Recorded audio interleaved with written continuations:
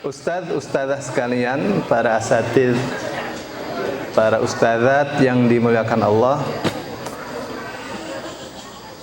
Saya sih kemarin ya diminta untuk kasih nasihat buat para ustadz, ustadzah.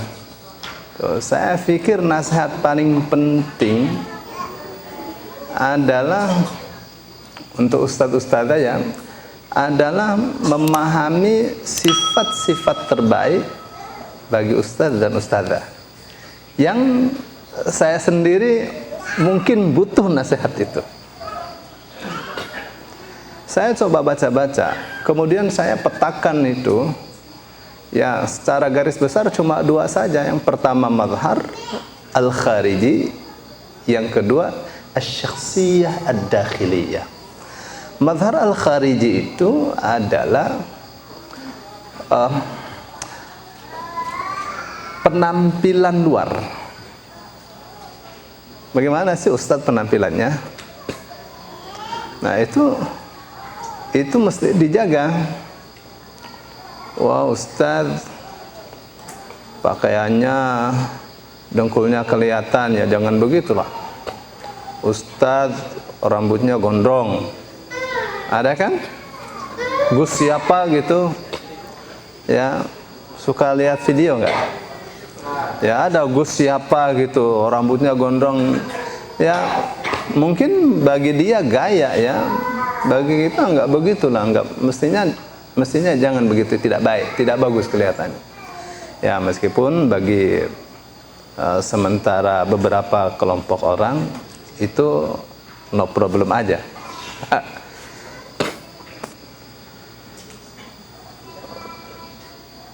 Rasul Shallallahu Alaihi Wasallam misalnya ya menyukai baju yang putih, ya enggak?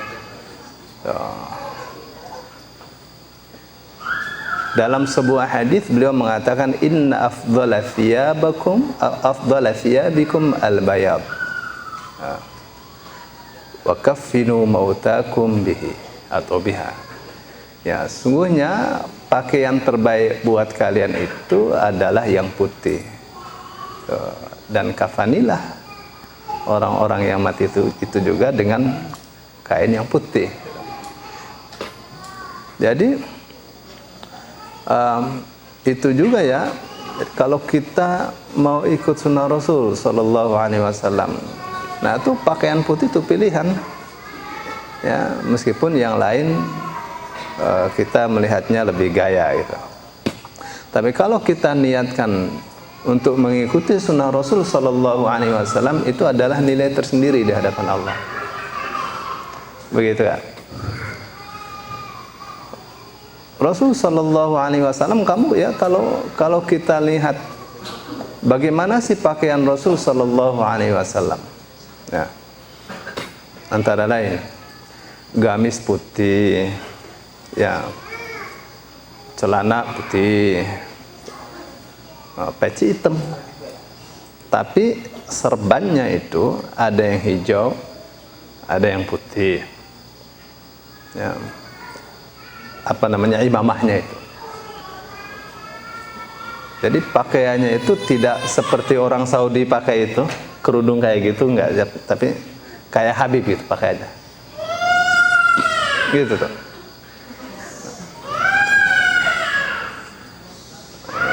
Jadi antara lain mazharnya ya. Terus kalau mau bicara selalu pakai siwak, mau sholat, mau baca Quran selalu pakai siwak. Sampai mau meninggal Rasul Sallallahu Alaihi Wasallam pakai siwak. Tahu detik-detik terakhir Rasul Sallallahu Alaihi Wasallam mau meninggal? Ya, yang sudah membaca, yang sudah pernah membaca, apa kata Aisyah? Saya melihat Rasul Sallallahu Alaihi Wasallam itu paling suka pakai siwak. Jadi saya tawarkan kepada beliau untuk pakai siwak. Beliau menganggukkan kepalanya. Ya, kepala Rasul ada di pangkuan Aisyah. Itu hari-hari beliau mau meninggal, mau wafat. Kata Aisyah, lalu saya kelupas siwak itu, lalu saya gigit-gigit supaya keluar seratnya.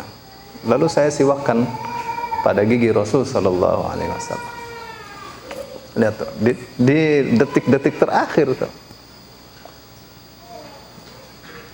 Dan itu bagus ya untuk penampilan. Orang pakai siwak giginya bersih, terus juga sehat.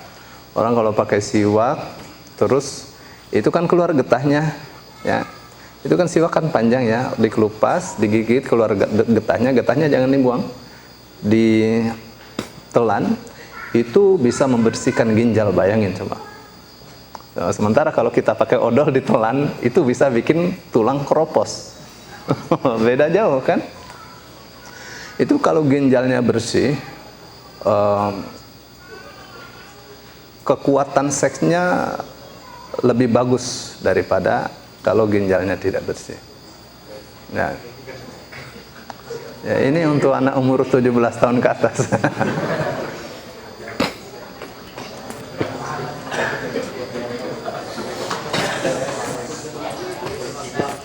Jadi itu mazhar khariji ya, itu penampilan luar, pakaian yang bersih, yang bagus, pakai wangian. Diniatkan itu untuk mengikuti sunnah Rasul Sallallahu Alaihi Wasallam. Nah, terus setelah itu adalah mazhar, terus setelah itu adalah syakhsiyah dakhiliyah, kepribadian ke dalam. Itu kita berangkatnya dari laqad khalaqnal insana fi ahsani taqwim. Sungguh benar-benar kami telah ciptakan manusia dalam bentuk yang sebaik-baiknya. Bagaimana tuh? Kenyataannya itu seperti apa itu? Ya manusia, kepala ada di atas, gitu kan? Setelah itu hati di bawah, perut, baru setelah itu kemaluan. Ya. Nah, ini bagian-bagian yang kita harus hiasi dengan perhiasan yang sebaik-baiknya. Ya, perhiasan akal apa? Perhiasan akal ya ilmu pengetahuan. Jadi guru itu wawasannya mesti luas. Ilmunya mesti terus bertambah setiap hari. Kalau ditanya, ya misalnya, Ustadz kenal surah Al-Fatihah enggak? Jawabnya? Benar. Hai Ustadz, kenal surah Al-Fatihah enggak? Kenal itu seperti apa sih?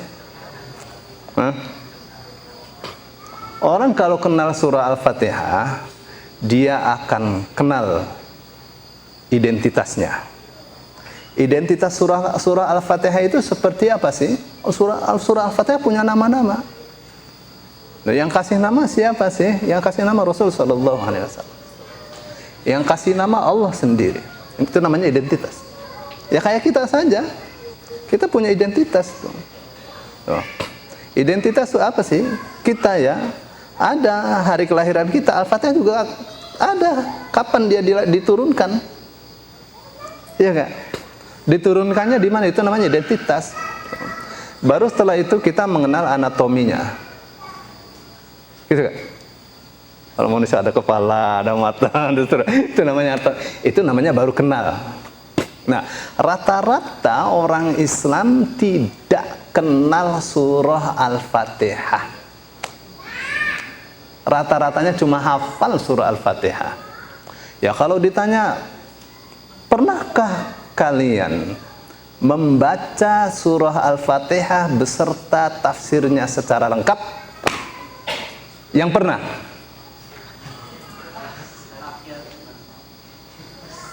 Tuh.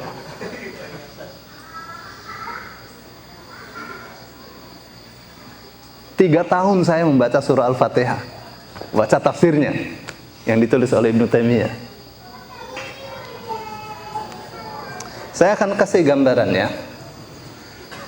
Karena ini pertemuan singkat saja, cuma setengah jam kan waktunya.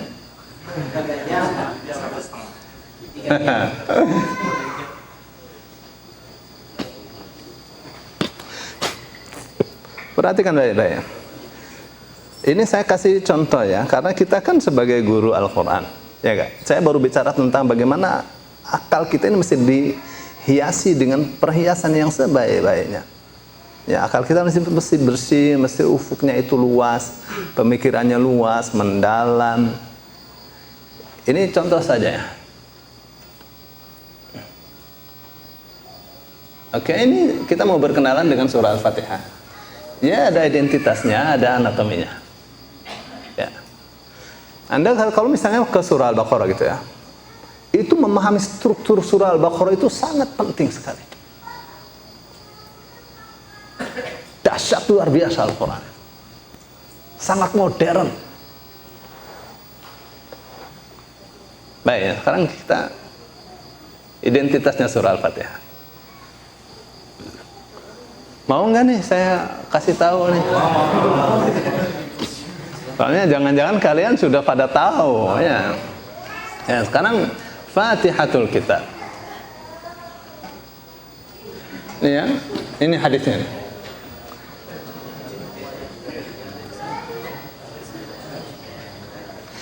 Nah, saya kasih contoh ya, saya kasih misal. Misal ya, kalian diminta untuk kasih kajian surah Al-Fatihah. Itu seorang guru harus punya yang namanya target. Hadafnya mesti jelas. Anda mau menerangkan surah Al-Fatihah, tujuannya itu kemana itu? Tujuan akhirnya, target akhirnya apa? Apakah cuma baca Al-Fatihah supaya fasih saja? Ya nggak ketafsir itu mah. Ya, Al-Quran itu dahsyat. Menurut Imam Jalaluddin As-Suyuti, cabang-cabangnya ulumul Quran ada 80 cabang. Dalam kitab apa tuh? Dalam kitab Al-Itqan fi Ulumil Quran. Nah, kita baru mempelajari satu cabang aja, tajwid. Gitu kan? Baik. Ini ya. Ketika saya paparkan ini beberapa hadis, saya punya target tuh. Apa nama surah Al-Fatihah? Fatihatul Kitab. Saya pilih hadis-hadis tentang Fatihatul Kitab. Targetnya apa? Cuma pengetahuan? Enggak lah. Targetnya tahu, diamalkan. Gitu. Kalau cuma sekedar tahu, paling hebat ya Google aja udah, pengetahuan semua ada di Google. Kita mau tahu tapi kita mau praktekkan. Ya, pertama ya. Riwayat Ad-Darimi dari Abi Sa'id Al-Khudri. Fatihatul Kitab syifa'un min kulli sum. Ya, Fatihatul Kitab, surah Al-Fatihah itu obat penawar dari segala racun. Oh, kena corona gitu, ada Al-Fatihah. Kok yakin amat? Kenapa tidak yakin? Sama sabun saja yakin itu virus corona itu kan rupanya itu lemak tuh. Dia dalam waktu 1 detik sama sabun langsung mati aja itu. Kenapa kita tidak yakin dengan surah Al-Fatihah? Nah, untuk ini ada ceritanya, ada kisahnya. Kita ya mau tidur baca Fatihah, bangun tidur baca Fatihah, mau ngajar baca Fatihah, habis ngajar baca Fatihah, mau kerja jalan dari rumah ke kantor baca Fatihah, baca Quran. Dahsyat itu. Ya, apakah Rasulullah SAW ajarkan itu? Kenapa tidak? Ya, hadisnya banyak. Nah, ini yang jamaah mesti faham. Ya, supaya apa? Supaya lidahnya basah terus dengan Al-Quran. Ya. Nah, terus yang kedua, ini hadisnya dibawakan oleh Ibnu Jarir At-Tabari dengan riwayatnya dari Abi Hurairah. Rasulullah sallallahu alaihi wasallam bersabda, "Hiya ummul Quran wa hiya Fatihatul Kitab wa hiya sab'ul mathani." Dia adalah induknya Quran, pembuka Alkitab, dan 7 ayat yang diulang-ulang. Terus Berikutnya adalah qala Rasulullah sallallahu alaihi wasallam, "Idza wada'ta jambaka 'alal firasyi wa qara'ta Fatihatal kitab wa qul huwallahu ahad, laqad aminta min kulli syai'in illa al-maut." Paham apa maksudnya tuh? Kalau kamu berbaring di kasur, kamu baca Fatihatul kitab, baca surah Al-Fatihah dan baca qul huwallahu ahad, kamu itu sudah aman dari segala sesuatu. Santet apa saja nggak bisa kena, nggak bisa nyentuh. Canggih. Nah itu kita harus tahu itu.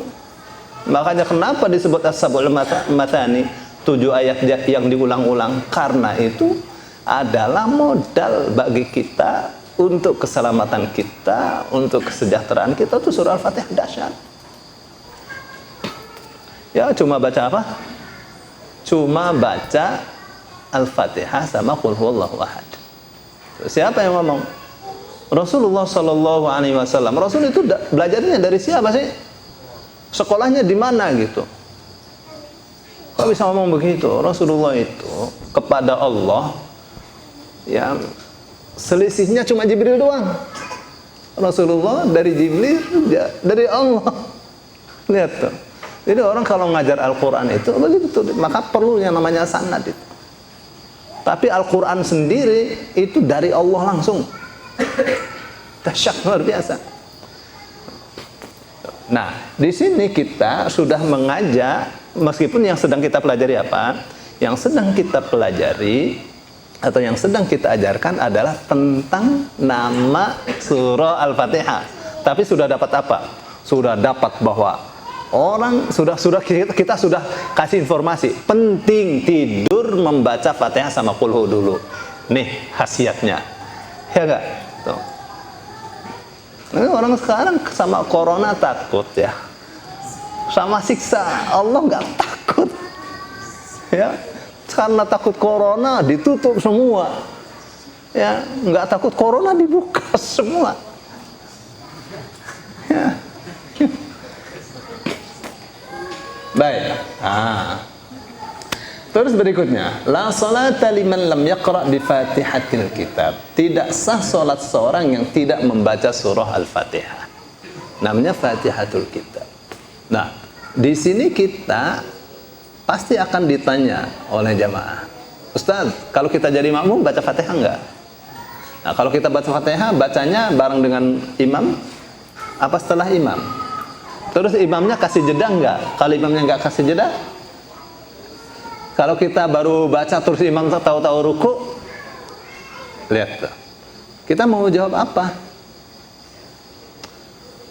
Baca surah Al-Fatihahnya wajib. Kalau enggak baca Fatihah, sholatnya enggak sah. Oke. Sekarang kita jadi makmum. Baca Fatihahnya wajib apa enggak? Baca Fatihahnya wajib. Oke, sekarang baca Fatihahnya sebelum imam, bareng dengan imam atau setelah imam?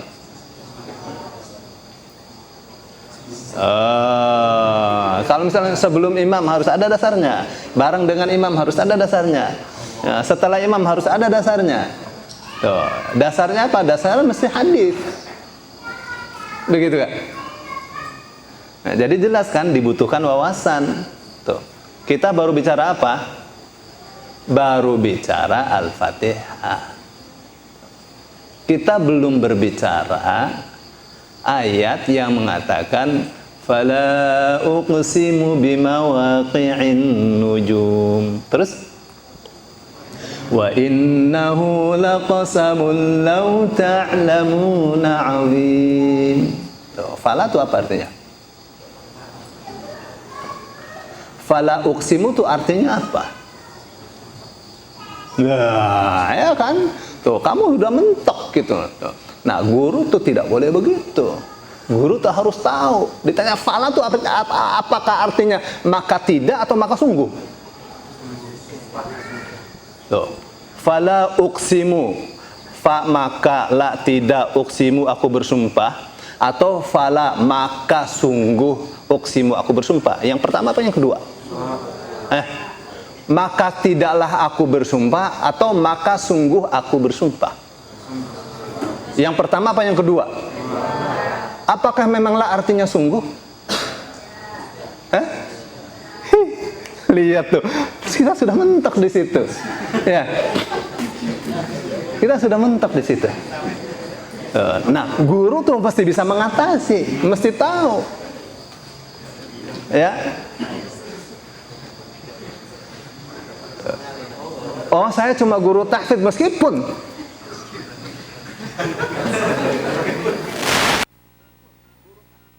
itu mesti kuasai itu gitu-gitu aja mah.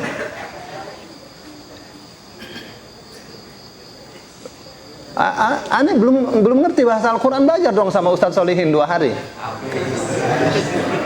2 hari ente bisa nerjemah Quran. Benar. Di mana belajarnya? Belajar aja di Asyifa. Ya. Panggil saya 2 hari kursus, bisa nerjemah Quran.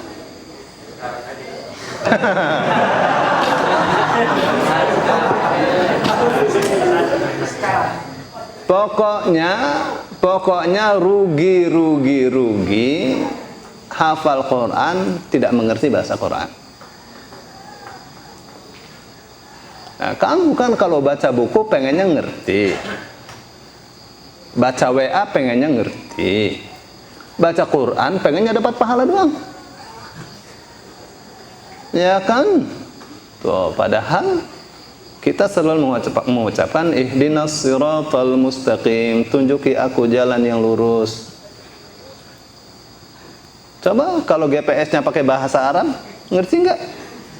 Luf yamin, luf yasar. Oh, ini kemana? Iya teh kumaha tuh. Nah. Ya. Kamu ditanya fala uqsimu bimawaqi'in nujum, nggak paham. Ya kan? Kan sayang Qur'annya dahsyat luar biasa. Tuh, tapi yang membacanya malas. Malas di mana? Malas belajar. Ya. Nah, sekarang jangan ada pikirannya saya cuma guru tahfidz. Nggak boleh begitu. Ya. Kamu masih muda. Nah, sekarang pengen bisa nerjemah Al-Quran itu nggak butuh bertahun-tahun, sehari bisa. Benar, saya sudah mengajar lebih dari 13.000 orang.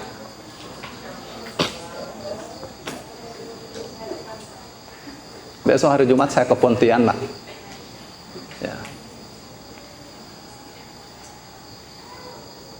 Ya, baik.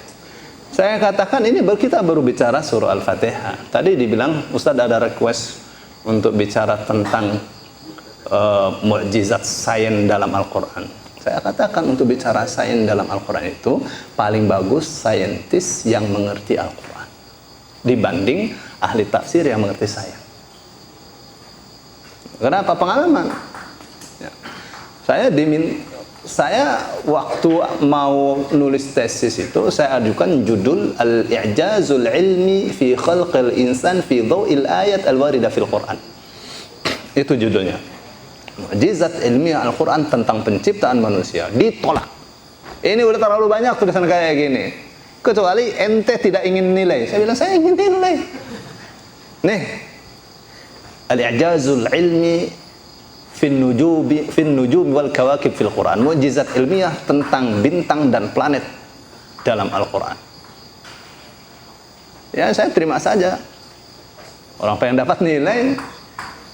Begitu dikumpulkan ayat-ayat tentang planet, tentang bintang di Quran, saya melongo. Waduh, gimana cara memahaminya? Akhirnya buka bukunya Stephen Hawking dalam bahasa Inggris. Waduh, ini nggak paham saya. Karena itu memang disusun untuk saintis, untuk orang-orang yang untuk apa namanya? Untuk ilmu falak, ilmu perbintangan. Jadi saya cari yang dia susun untuk orang awam, paham saya. Buku bahasa Inggrisnya, buku bahasa Arabnya, cari bahasa Indonesia nggak ada. Bener, kita tuh miskin. Nah, di Mesir itu ya, sekarang terbit buku ilmiah dalam bahasa Inggris, di Mesir besoknya sehari saja terjemahnya. Cepat sekali. Indonesia enggak. Ya, Indonesia ngurusin BPJS terus. Ngurusin apa namanya tarif dasar listrik terus. Itu dimainin sama orang itu ya. Ya. Semua harga naik itu saja. Ini sudah repot, kita repot ya, karena rakyat diperas terus. Bener, kayak sapi perah oleh pemerintah sekarang. Ya, mungkin kamu nggak paham, nggak ngerti ya. Saya jadi kepala keluarga, saya paham lah. Ya, listrik biasanya cuma 400 paling mahal. Sekarang bisa 1.200.000. Bisa 3 kali lipatnya. Bener. Baik, ini curhat sedikit aja. Kali aja kamu mau nyumbang listrik saya.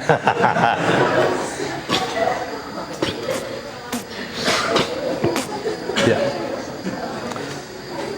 Nah, ternyata ya, ini saya ngobrol aja.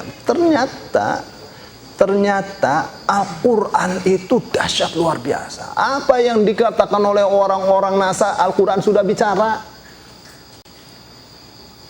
Saya baru geleng kepala, ya Allah, kok begini Al-Quran? Kok bisa ya? Dia bilang, fala uqsimu bimawaqi'in nujum. Maka sungguh aku bersumpah dengan tempat-tempat bintang. Kamu pernah bertanya enggak? Kenapa sumpahnya dengan tempat-tempat bintang gitu? Ada apa dengan tempat-tempatnya bintang? Wa innahu terus laqasamun law ta'lamuna azim. Wa innahu dan sesungguhnya laqasamun ini benar-benar merupakan sumpah. Law ta'lamuna andaikan kalian mengetahui, azim sumpah ini sangat agung. Jadi untuk mengetahui agungnya sumpah Allah ini butuh apa? Butuh pengetahuan. Enggak punya pengetahuan, lewat aja ayat ini. Ya, tapi kalau punya pengetahuan, dahsyat luar biasa ini ayat.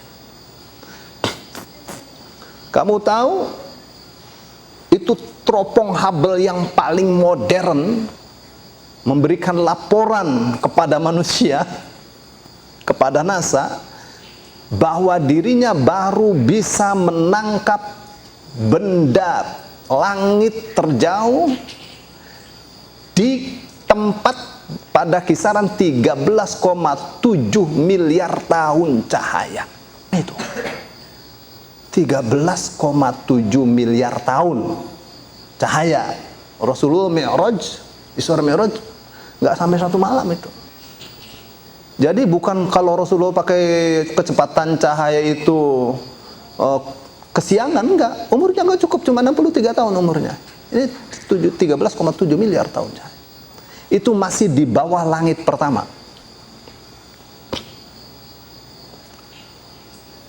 Tuh, jadi kita belum bicara itu, kita mau bicara Fatihah aja dulu. Iya kan? Nah, tuh, jadi kita ini akan mentok di sini nih, di la sholata liman lam yaqra bi Fatihatil Kitab. Kenapa? Karena untuk memahami hadis ini butuh ilmu tentang perbandingan mazhab. Ya. Menurut Imam Hanafi, makmum tidak wajib baca Fatihah. Kenapa? Rasulullah sallallahu alaihi wasallam bersabda, "Man kana lahu imam faqira'atuhu lahu qira'ah." Siapa yang jadi makmum, bacaan imam itu bacaan dia. Jadi kalau jadi makmum nggak usah baca Fatihah. Halo? Mau ikut Imam Hanafi, diem aja gitu? Oh ya. Menurut Imam Syafi'i sama Imam Ahmad bin Hanbal, baca Fatihah itu wajib hukumnya, meskipun dia jadi makmum. Tuh, tapi keduanya berbeda juga. Menurut Imam Ahmad bin Hanbal, kalau imamnya jahar, makmum tidak wajib baca. Karena makmum dengar. Mendengarnya wajib. Menurut Imam Syafi'i, ya udah imam baca Fatihah, makmum dengar. Setelah selesai baca Fatihah, kasih jeda. Sekira-kira makmum baca Fatihah selesai. Menurut ulama yang lain, Rasul tidak lakukan itu. Rasul Fatihah selesai langsung baca surat gitu, nggak kasih jeda. Lihat. Jadi yang mana nih kita bacanya kapan gitu? Nah, jelas kan butuh ilmu di sini. Tuh. Menurut Abu Hurairah bacanya dalam hati aja. Mana tuh? Abu Hurairah mengatakan Rasul sallallahu alaihi wasallam bersabda, "La salata liman lam yaqra bi Fatihatil Kitab." Tidak sah salat seorang yang tidak membaca surah Al-Fatihah. Terus qalu inna kunna ma'mumin atau inna kunna na'tammu bil imam. Kita ini bermakmum kepada imam. Jadi gimana baca Fatihahnya? Kata Abu Hurairah, "Iqra biha fi nafsika." Baca di hatimu. Pendapat siapa tuh?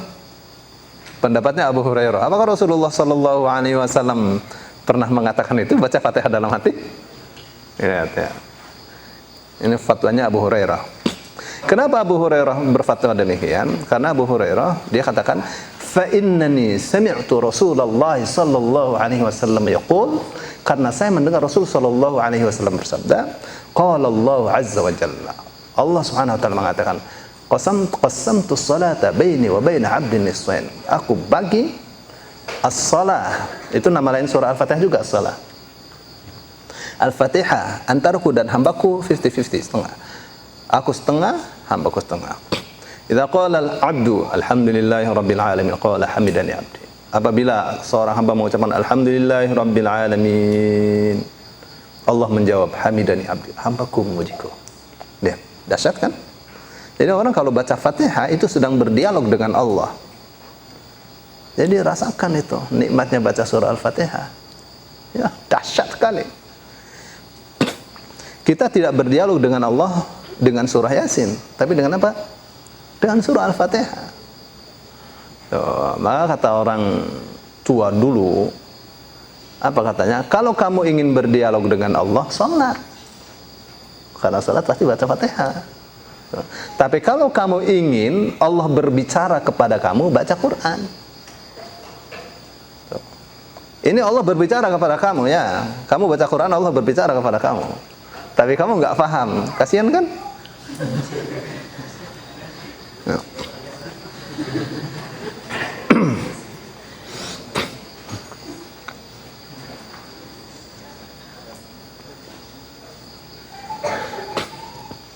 Terus wa idza qala ar-rahmanir rahim qala athna alayya 'abdi. Apabila hambanya mengucapkan ar-rahmanir rahim, yang maha pengasih maha penyayang, apa jawab Allah? Athna alayya 'abdi. Aduh, hambaku menyanjungku kembali. Wa idza qala maliki yaumiddin.